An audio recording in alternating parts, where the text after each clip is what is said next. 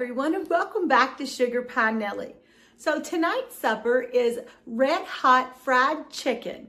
Now this is a red hot flavor minus the heat. I like it just a little bit more on the mild side, so I have taken it down a notch to where it's more of the flavor but less of the heat. So if you are interested in a little bit of a mild flavored buffalo type fried chicken, grab your aprons and let's get started. All right, so I'm getting my potatoes going and then I'll show you guys how to fry up the chicken. With this supper, I am having boiled potatoes. This is a very simple recipe. Pretty much you just boil your potatoes covered in water, add a little salt, little pepper. You could add a tablespoon of butter if you want to. And then pretty much after it's done cooking, you just leave that on the stove, and then we will dip those up onto our plate and just put a little butter, salt, pepper, maybe a little sour cream.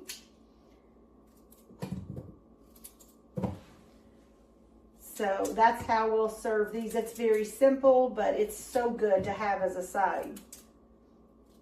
If you want just a little bit of extra flavor, sometimes I will, instead of water, I'll do like half water, half chicken broth to let it boil in.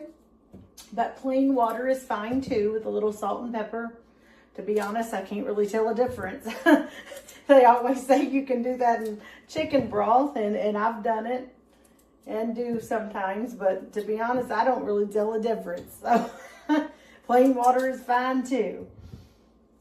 And then now whenever I boil potatoes, I do save that water if you don't put no butter in it, and if you don't salt it. You can take that potato water and pour that on your vegetables in the garden, and it is so good for them, a good dose of potassium. Now if you salt the water, you don't want to pour that on your plants, but you can pour it on your compost. So if you forget and accidentally salt your water, you can still use it for your compost. This one here was a big old tater. All right, so I'm just going to cover that with water, a little salt and pepper, and get these on a boiling.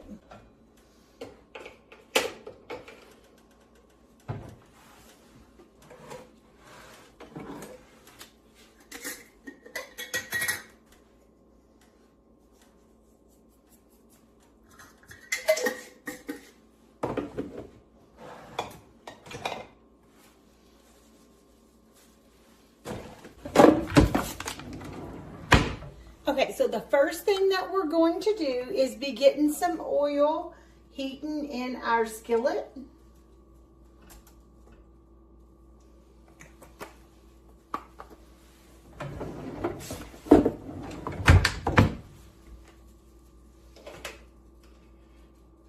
I just turned it on about medium low. So I have had my chicken marinating in a cup of buttermilk and a 1/4 cup of red hot sauce in the fridge since this morning. If you marinate in the morning early, like right after breakfast, it should be good to go by supper time. So that's normally what I do, and it works out just fine. So you will want to marinate that, I say, approximately about 6 hours before continuing on to the next step. So I'm just gonna dice mine into small, like little chicken nugget type bite-sized pieces. And then for our flour mixture, you will take it straight from the buttermilk marinade that we had it in, and then we're going to dip it into our flour mixture. So the flour is just 1 cup of all-purpose flour. And then you want to add about a tablespoon of garlic powder. I have a little parsley in with mine. And then you want to put about, I guess maybe 4 tablespoons. I use Southwest Chipotle. It's by Mrs. Dash. So it's salt-free. because I know some of that Southwest seasoning can be very, very salty. So high in sodium. So I do try to watch that if possible. So anyways, this works just fine. And just give this a whisk. Now, to this normally heats it up as much as I would prefer. For me, it's a little bit more of a mild flavor. If you do want your chicken to be a little bit more on the hot side, you can add a pinch or two of cayenne to this, and that will help give you just a little bit of extra heat. So then I take my chicken, and I like to cut it in half, about like this, and then into bite-sized pieces.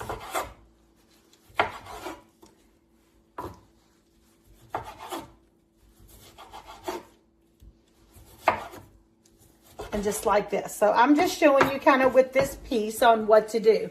I do have additional chicken that I'm also making tonight, but one of the kiddos doesn't want the red hot chicken. He wanted the chicken I make with the honey mustard sauce for it. So I'm actually making a different sauce for him. That honey mustard chicken, I do have a recipe card for that on my Pinterest or my Facebook page if you want to check that out. But for this video, it is the red hot chicken for tonight.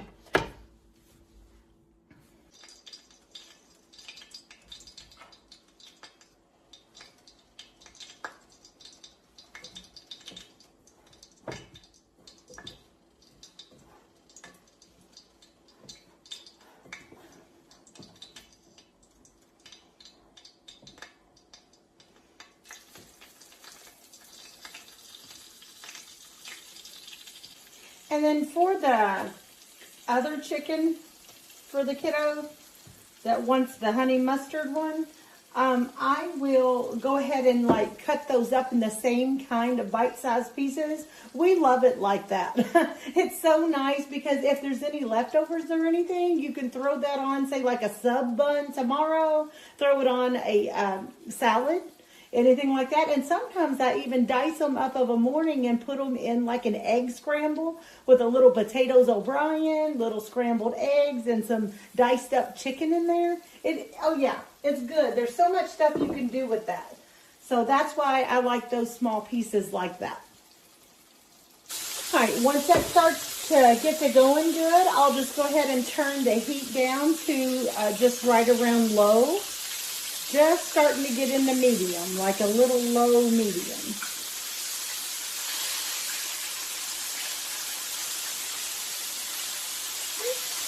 But I just like using tongs. You can use a fork, whatever, just to turn them over. Okay, with the supper tonight, I wanted to mention the tea that we're having. I don't have a video for this, but I did just post a recipe card for this on my Facebook page under sugarpienellie. But this is scrumptious. So it's a green tea, but it's lightly sweetened. So it's not like overly sugary kind of a drink, but it is good. You just pretty much brew 3 green tea bags, add 1 cup of frozen blueberries, and then after you let that steep, and you've strained it, you got to strain out the little blueberries, but once you've let that steep and strain, then you just add about a 1/4 cup of sugar, and this is delicious. Pour it over a big glass of ice, and I'm telling you, it's fabulous. Now, if it's a very hot day outside, I will put the water and the tea bags and the blueberries in a jar like this one, and just sit it on my porch railing on the back porch, and then come supper time, just strain it and then add your sugar. So, but if you haven't tried this, you guys need to try this. It is good. I like, if you've ever been to Panera Bread and you know how they got all them awesome little teas, and some of them like the green passion tea that they have, it's not very sweet. I believe they say they lightly sweeten that. So that's where I got the idea. I make up all kinds of these teas, and I only post the ones that are a hit around here. So I think that you would like this one. And if you try it, put it in the comments. I want to know how it turned out for you. And then when these get done, I'll just take up since this is just a smaller portion of these, I'll just put them up in a small bowl with a paper towel, and then if it's a big helping, then I'll do a big bowl or put them out on a plate lined with a paper towel. And then you can actually dip these in buffalo sauce or something if you want to, but I normally just have them like that. How do you like your chicken? Let me know if you've tried this, if it's just the right consistency for the heat that you're seeking for your chicken. Put that in the comment. It's just the right amount, or if you prefer a little bit more heat to your chicken, put in the comments, bring on the heat. I want to know exactly how you like your chicken. Thank you so much for tuning in today. Don't forget to try out the blueberry green tea. You won't regret it. Thank you again, and you guys have a blessed day. Sugar pie